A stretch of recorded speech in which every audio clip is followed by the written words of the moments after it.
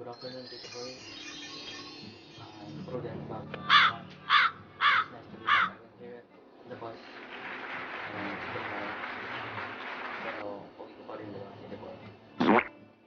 So dapat talagang maghanap ka na ng makakasama mong makatabi. I'm not yet ready, Tito Boy. Why aren't you ready? Well, karamihan kasi ng babae, akala nila sa akin si Piolo Pascual.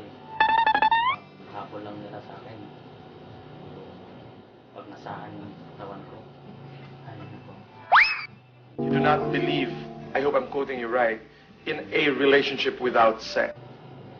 Yes, pero kung pinipilit ka na, parang nagasain ka na, ganun, medyo hindi na po siguro yung tama. And you have sex without a relationship? Hindi po dito po kasi kabilin-bilinan po sa akin na huwag po ako basta-basta bigay yung pagkalalaki ko sa mga babae. Hindi pa ako kasal dito po.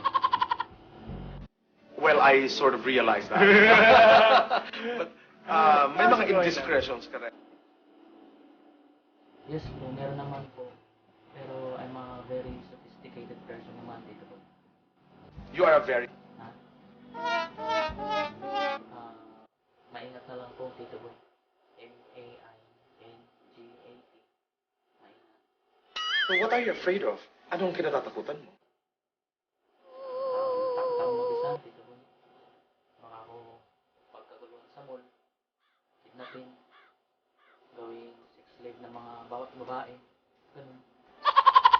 You are many contradictions. Yes. You realize that. You're very complex.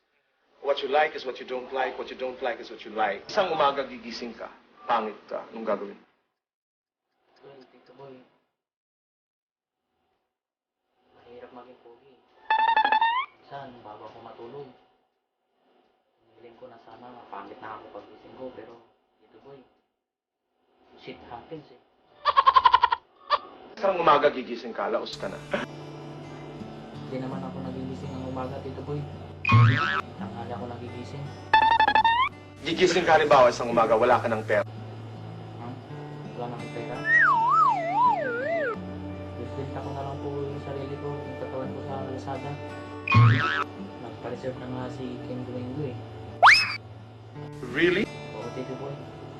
Papatin daw niya ako pag hindi daw niya ako ma-avail. Sabi ko, no thanks, pero hindi kita papatulan. Why not? Di ba siya tayo? Hindi ka talaga natatakot mamatay. Oo, may dead body. Okay. Sino ang totoong Piolo Pascual? Ako po. Ito po yung sa TV. Nakita mo na kami sa Mega Mall eh. Sabi nga, nakita ko eh.